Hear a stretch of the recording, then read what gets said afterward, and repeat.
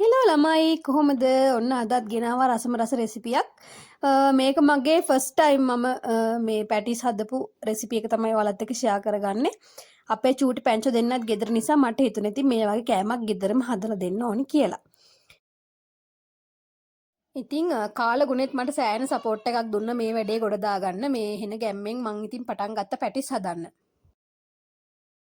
ඉතින් භාජනයක් අරගෙන අපි ඒකට පිටි 500ක වගේ ප්‍රමාණයක් එකතු කරගත්ත අපේ පැටිස් ඩෝ එක හදාගන්න. ඉතින් ඒකට අපේ රස අනුව ඔය වගේ ලුණු ටිකකුත් එකතු කරගන්න ඕනි. ඊට පස්සේ අපි දාගන්න ඕනි ඒකට බිත්තරයක් කඩලා දාගන්න ඕනි. ඊට පස්සේ බටර් මේස හැඳි එකක වගේ ප්‍රමාණයක් අපේ ඩෝ එක හදාගන්න මේ පිටි මිශ්‍රණයට අපි එකතු කරගන්න ඕනි.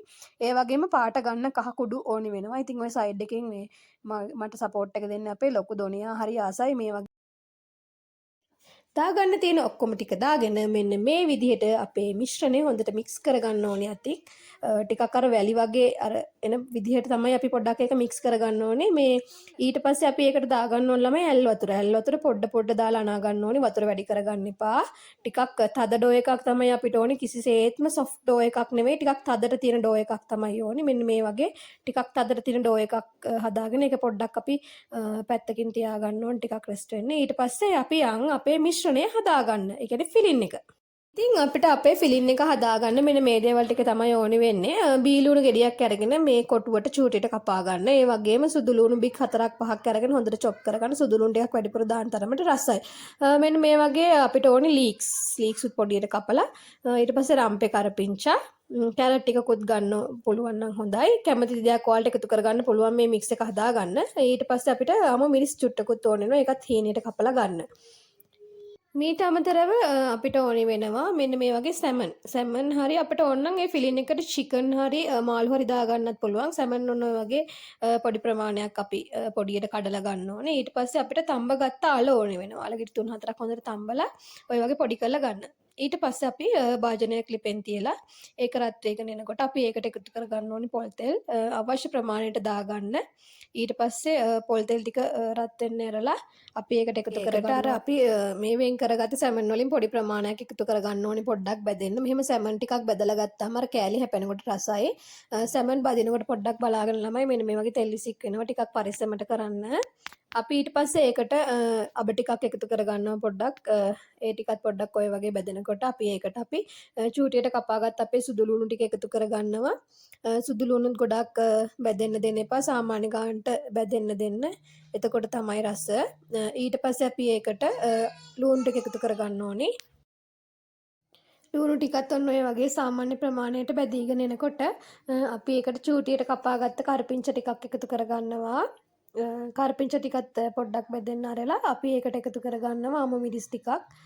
මේ මිශ්‍රණය ටිකක් මද ගින්දරේ වගේ ටෙම්පරාදු කරගන්න ගොඩාක් ගින්දර වැඩි කරගත්තොත් කර වෙන්න බලනවා. ඒ නිසා අපේ මේ මික්ස් එක රස වෙන්නේ මේක සාමාන්‍ය තෙලේ සාමාන්‍ය ප්‍රමාණයට ටෙම්පරාදු කරගත්තම ගොඩක් කර වුණාම රස නෑ ළමයි. ඒ නිසා කර කරගන්න එපා.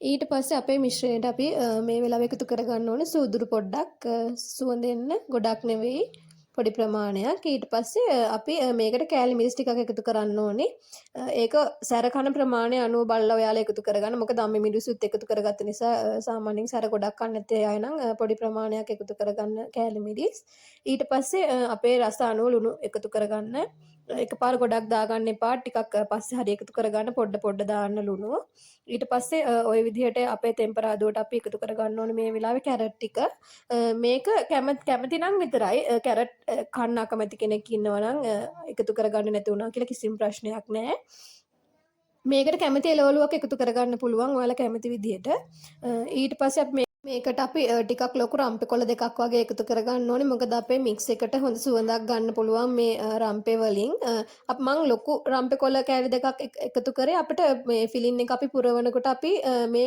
රම්පේ කොළ දෙක අපිට අයින් කරගන්න පුළුවන් නිසා කැමති නම් චූටියට කපලා එකතු කරගන්නත් පුළුවන් ඊට පස්සේ අපේ සැමන් ටික අපි එකතු කරගන්න ඕනේ සැමන් ටිකත් ඔය වගේ එකතු කරගෙන අපේ මිශ්‍රණයත් එක්ක හොඳට ටෙම්පරාදු කරගන්න ඕනේ සැමන් කෑලි ටික පොඩ්ඩක් ඔය වගේ හොඳට පොඩි කරලා මිශ්‍රණයත් එක්ක හොඳට මිශ්‍ර වෙන්න ඔය වගේ හොඳට මිශ්‍ර කරගෙන අපි අපේ මිශ්‍රණයට හොඳ පාටක් ගන්න කහ කුඩු චුට්ටක් එකතු කරගන්න ඕනේ ඒ වගේම 3-5 පොඩි ප්‍රමාණයක් ඔන්න ඔය වගේ පොඩි ප්‍රමාණයක් එකතු කරගන්න.